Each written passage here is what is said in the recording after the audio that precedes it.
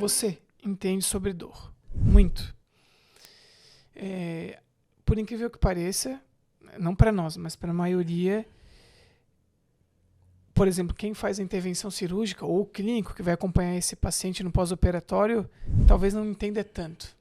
Esse paciente, ele pode se beneficiar do teu conhecimento, não apenas no imediato, né? Existe isso ou é incomum?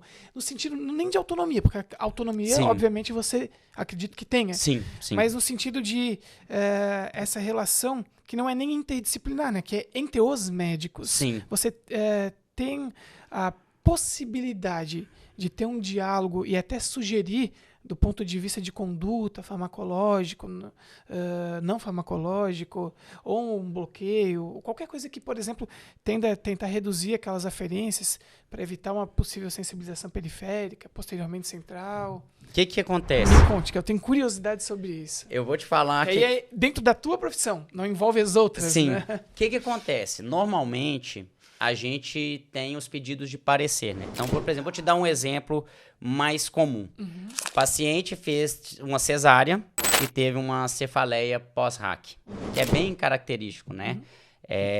Acaba que existe alguns mecanismos ali que... Nenhum 100% perfeito, mas o mais aceito é que você tenha tração das meninges porque você está perdendo, o líquor está vazando pelo buraquinho que você fez da punção.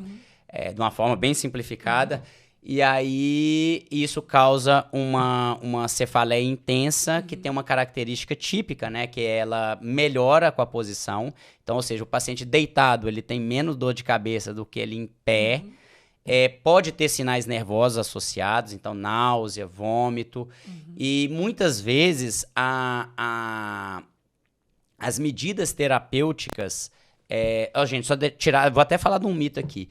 Deixar o paciente a 0 graus depois de uma RAC não evita cefaleia pós-RAC, isso é mito.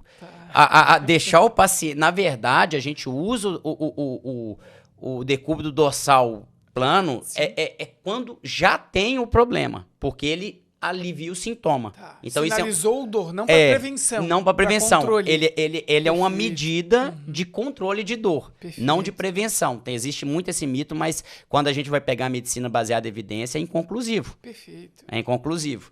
E é triste, né? É um serviço público aqui. É triste porque às vezes você chega lá na enfermaria, você vê todo mundo reto, desconfortável, você fala assim, gente, eles não precisavam estar assim.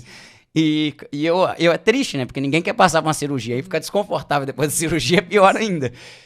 É óbvio, né? Também você tem que analisar as questões de incidência, né? A mulher jovem tem mais, aí tem essas questões que a gente começa...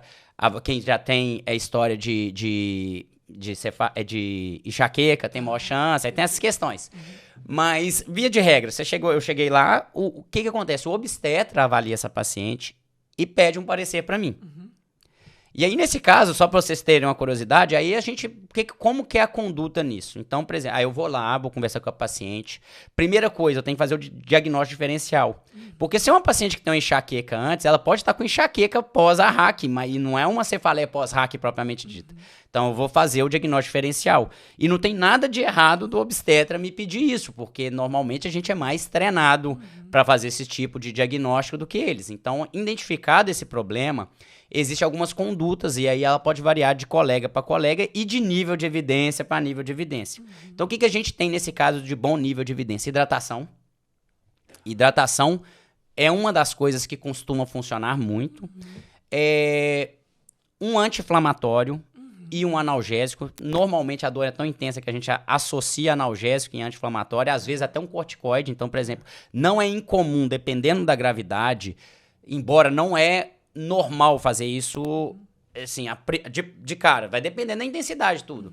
A gente pode fazer, por exemplo, um dipirona, um paracetamol, e aí com o cetoprofeno, ou associar isso a dexametasona, ou só a dexametasona com analgésico. Então, existe uma variação de condutas aí que vão variar em termos de evidência, mas não são proscritas.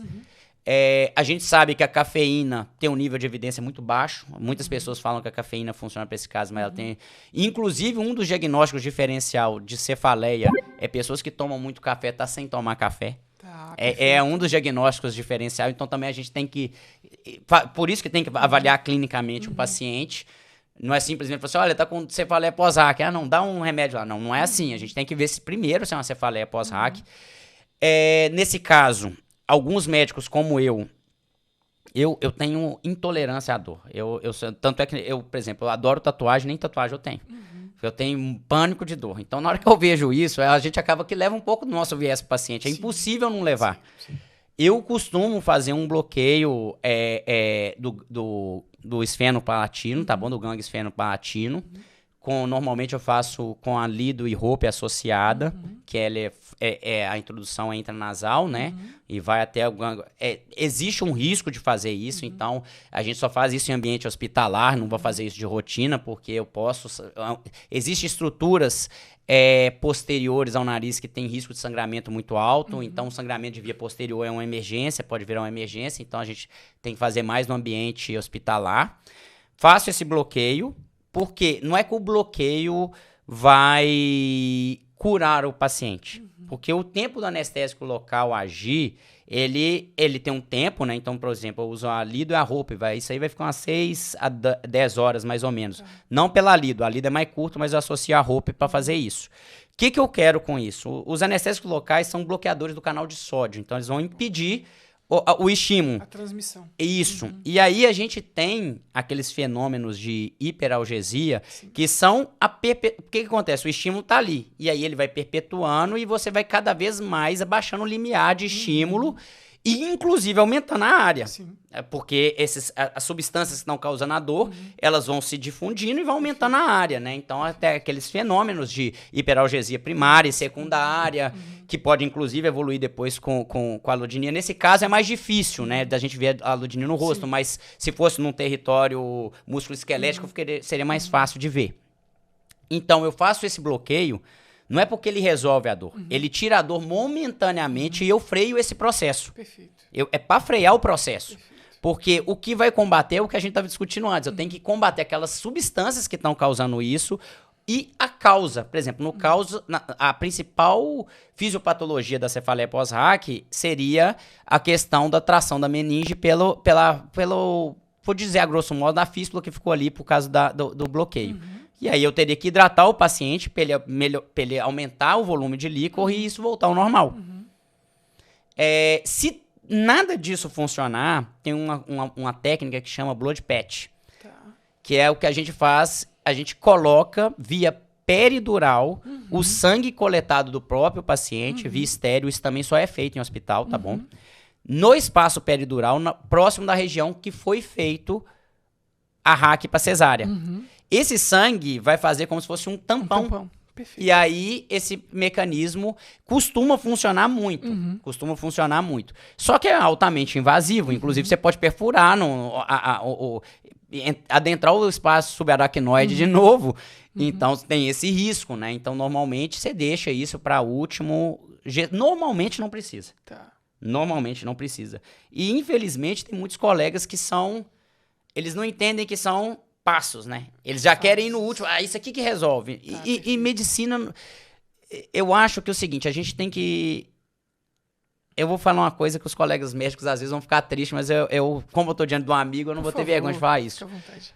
A arrogância, ela é muito inimiga do conhecimento. Então, às vezes, você partir do pressuposto que você sabe muito, que você viu muito, e etc, etc, é uma faca de dois gumes, porque não negligenciando a experiência, mas a experiência não consegue te dar dados tão precisos como o embasamento científico. Perfeito. Então o colega vai dizer, mas eu sempre fiz blood patch e resolveu e eu não quero perder tempo. Mas esse cara corre um risco desnecessário.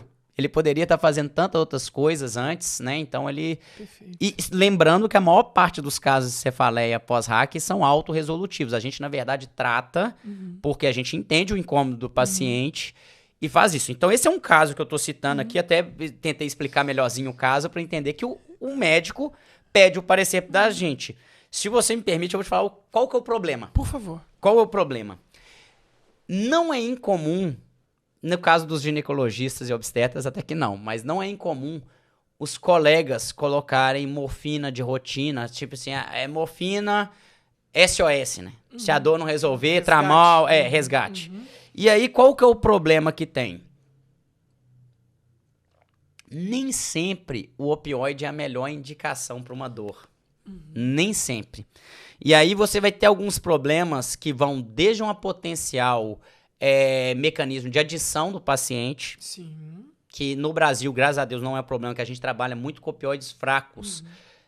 Os opioides fortes costumam ficar muito restritos à anestesia, embora já tenha casos no Brasil de tráfico de fentanil.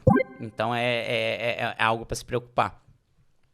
Mas esses pacientes podem, inclusive, o mau uso de opioide pode induzir uma hiperalgesia. Sim.